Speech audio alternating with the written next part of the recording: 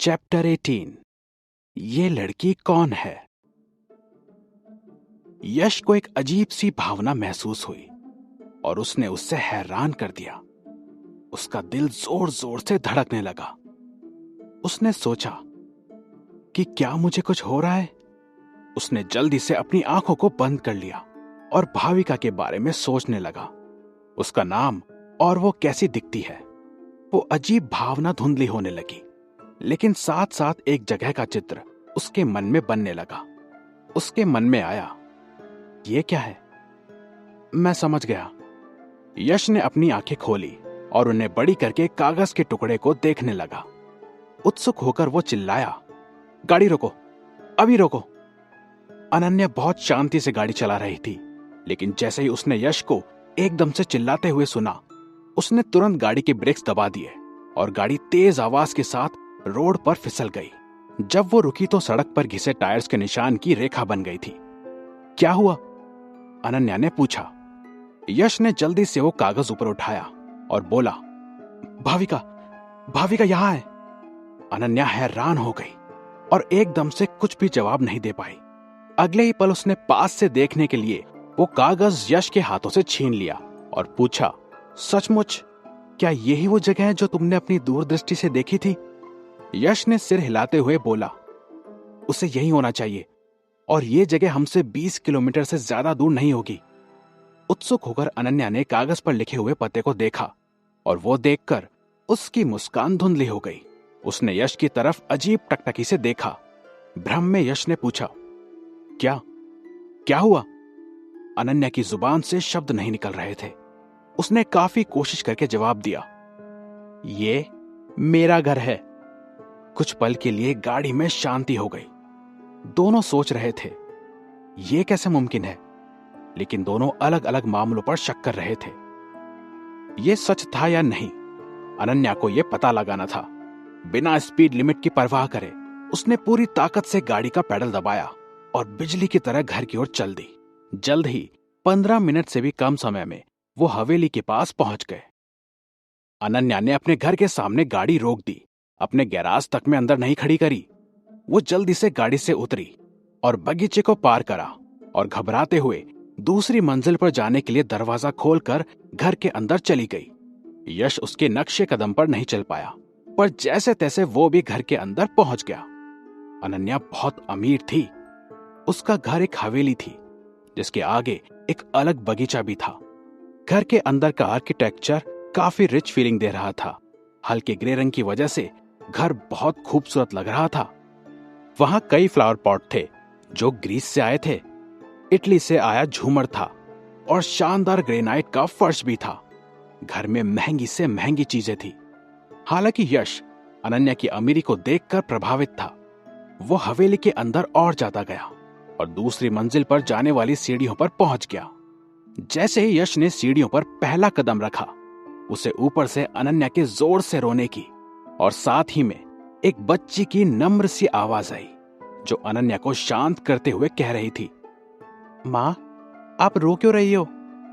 यश तभी रुक गया और मां बेटी को उनका निजी समय देने के लिए वो बाहरी कमरे में चला गया। इतने दिन एक दूसरे से ना मिलने के बाद वो इस समय की हकदार थी। वो सोफे पर बैठ गया और अपने फोन में इंस्टाग्राम चलाने लगा। बाकी चीजों के बीच इंस्टाग्राम पर वहां किसी ने एक लड़की की तस्वीर डाल रखी थी। वो बड़ी आंखों, ऊंची नाक, गोरी त्वचा और खूबसूरत चेहरे के साथ सुंदर लग रही थी। वो एक परदेसी लग रही थी। तस्वीर के ऊपर लिखा था, ये लड़की कौन है? यश ने सीधा जवाब में लिखा, मैंने इसे 3 मिनट तक देखा और मुझे यकीन है कि यह काजल अग्रवाल नहीं है। फिर वो आगे देखने लगा और तभी उसे उसी लड़की की तस्वीर दोबारा दिखी। क्योंकि इतने कम समय में उस लड़की की तस्वीर यश को 2 बार दिख गई थी, तो उसने उसे नजरअंदाज नहीं करा और उस पर टैप कर दिया। वो एक नया पोस्ट था जिसका कैप्शन था, न्यू राइजिंग स्टार। काजल सैन ने अपने नए काम पर से पर्दा हटाया। अब ये कौन है यार? यश ने उस पोस्ट को देखते हुए कहा, ये ऑनलाइन स्टार्स चाहे शॉर्ट वीडियोस में डांस करने वाले लड़के हो या इंस्टाग्राम वाली प्यारी लड़कियां, जब भी उनका वीडियो वायरल होता है तो वो हर जगह इंडिया में बस छाए रहते हैं। लेकिन वही बात है ना, समय के साथ आप लोग भी भूल जाते हैं। बस कुछ लोग ही हैं जो लंबे समय तक अपनी पकड़ बनाकर अपना नाम बना लेते हैं। इसलिए इसमें कोई शक नहीं था कि यश उसे नहीं जानता था। और चाहे ये लड़की कोई पॉपुलर एक्ट्रेस भी हो, तो भी यश ने कभी इतना सोचा ही नहीं कि वो किसी को याद रखे, क्योंकि आखिर में उसने कभी भी किसी को अपना आइडल बनाकर उसका फैन नहीं बनना था। आखिरकार एक इंसान को अपना आइडल बनाना और फिर उसका फैन बनकर रहना और उस आइडल को वर्शिप करना, सिर्फ ये बड़े और अमीर लोगों के शौक होते हैं। गरीब लोग ऐसे शौक नहीं पाल सकते। और तभी उसे किसी की सीढ़ियों से नीचे आने की आवाज आई। यश ने तुरंत अपना फोन साइड रख दिया और घूम गया। अनन्या अपनी छोटी सी बेटी को नीचे लेकर आए हुए थी। उस छोटी सी बच्ची की आंखें काफी बड़ी थी और उसका चेहरा बिल्कुल गोल, बहुत प्यारा था। उसकी आंखों में चमक वो तो अलग ही निराली थी। उसने अपनी मां का हाथ पकड़ा हुआ था और यश की तरफ ऐसे देख रही थी मानो उसके मन में कितने सवाल हैं। अपनी मां की तरफ मुड़ते हुए देखा और पूछा, मम्मी ये कौन है? अनन्या ने तुरंत से अपने हाथ को झटका दिया और कहा, ऐसे बात करते हैं, उन्हें अंकल बुलाओ। यश ने हंसते हुए कहा, भैया बोलेगी तो भी चलेगा। छोटी सी बच्ची ने यश की तरफ देखा और हल्की प्यारी मुस्कान देते हुए उसने अपने 2 खरगोश वाले दांत भी दिखाए और बोली, हेलो अंकल। अनन्या ने अपनी छोटी सी बेटी को सोफे पर बिठाया और उसे यश से इंट्रोड्यूस किया। कहा, ये मेरी बेटी है भाविका। मैं सच में आपका शुक्रिया अदा नहीं कर सकती कि आपने मुझे मेरी बेटी से मिलवा दिया। मैं बहुत ज्यादा खुश हूं और मेरे मन की सारी शंकाएं भी दूर हो गई हैं कि आपने कैसे अपनी क्षमता से मेरी बेटी को ढूंढ निकाला। वो सच में घर में ही थी। आज के लिए अनन्या काफी सारी भावनाओं से गुजर चुकी थी। वो बस एक अंधविश्वासी औरत थी, वरना वो कभी भी इस फॉर्च्यून टेलिंग और ना जाने क्या क्या के लिए तो कभी भी नहीं जाती। एक दिन पूरा यश के साथ गुजारने के बाद उसकी आधी अंधविश्वासी धारणाएं डगमगाना शुरू हो गई थी। इतना कुछ होने के बाद भी यश ने कहा कि वो भाविका को ढूंढने के लिए उससे कोई पैसे नहीं लेगा। उसका शक और ज्यादा बढ़ने लगा। उसे ऐसा लगा कि ये कैसा बेवकूफ है कि उसने पूरे शहर में हर डिस्ट्रिक्ट में एक पेन और एक पेपर लेकर अंगूर खाते हुए अपना टाइम गुजार दिया, बस एक बच्ची को ढूंढने के लिए। और एक वो है जो इस बुद्धू फॉर्च्यून टेलर के पीछे पीछे पागल हो गई, उसी की सुनने लग गई। अगर उसके पास इतना ही फालतू वक्त था कि वो ऐसी बेवकूफी वाली हरकत करे, तो इसमें कोई आश्चर्य की बात नहीं होती कि उसने अपनी गायब बेटी के लिए पैम्फलेट्स एंड होर्डिंग्स भी लगवाए होते।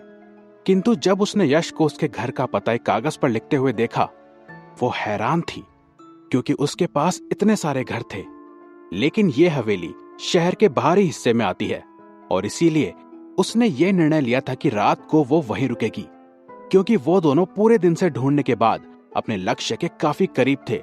वो यूं ही हमेशा यहां नहीं रहती थी, इसीलिए किसी को उस हवेली के बारे में ज्यादा पता भी नहीं है। वो यहाँ केवल वीकेंड्स पे अपनी बेटी के साथ यहाँ समय गुजारने आया करती थी। उस समय पर उसको यह मान नहीं पड़ा कि उसका दिल बहुत जोर से धड़क रहा था, जहां उसके मन में यह भाव आया था कि उसकी बेटी यहाँ हो सकती है। हालांकि उसको ये नहीं पता था कि ये एक जादू है या फिर उसके पूरे दिन की मेहनत, या वो उसकी आखिरी उम्मीद थी कि उसे उसकी बेटी मिल जाएगी। इसीलिए तो वो दोबारा गाड़ी में बैठकर अपने घर आ गई। वो बस ये जानती थी कि या तो उसे वहां उसकी बेटी दिखेगी या उस इंसान के चेहरे पर से मुखौटा हटेगा जो इस सब के पीछे था। जब वो दूसरे माले पर पहुंची और उसने अपनी बेटी भाविका को देखा, तब उसके भाव उमड़ पड़े और वो अपने आपे से बाहर हो गई। यश सच में एक मंझा हुआ कलाकार था। उसने भाविका को ढूंढ ही निकाला। वहीं दूसरी ओर उसकी मां अनन्या के भाव समझ ही नहीं आ रहे थे। भाविका को ढूंढने के लिए अनन्या को खुद के घर ही वापस आना पड़ा और इसका यश से कोई लेना देना नहीं है, तो उसे यश को थैंक यू बोलने की क्या जरूरत है। काफी लोगों के साथ ये सब पहले भी हुआ होगा, जहां उन्होंने भी कुछ ऐसा महसूस किया होगा। बस पहले मामले आसान और सीधे से आते होंगे, जो कि आसानी से सॉल्व किए जा सकते हैं, मगर कोई कितनी भी कोशिश क्यों ना कर ले, कभी कभी सीधे मामले भी बहुत ज्यादा पेचीदा हो ही जाते हैं, जब तक कि कोई ऐसा व्यक्ति सामने ना आ जाए जो इन मामलों को सिरे से सुलझा सके। चाहे फिर उस व्यक्ति को कोई स्विच दबाना पड़े या कुछ कहना पड़े, बस मामला सुलझना चाहिए। एक इंसान को इसकी पहचान तभी होगी जब वो सामने आएगा, इस मामले को देखेगा और फिर समझेगा कि असल में ये मामला इतना सीधा भी नहीं था। अनन्या की सिचुएशन एक बहुत ही सिंपल सिचुएशन थी और इस मामले में उठे हुए सवाल काफी पेचीदा थे जिनका कोई जवाब नहीं था। पर कभी कभी जवाब हमारे सामने होता है, लेकिन जब तक कोई हमें पॉइंट करके नहीं दिखाता, वो जवाब हमें दिखता ही नहीं।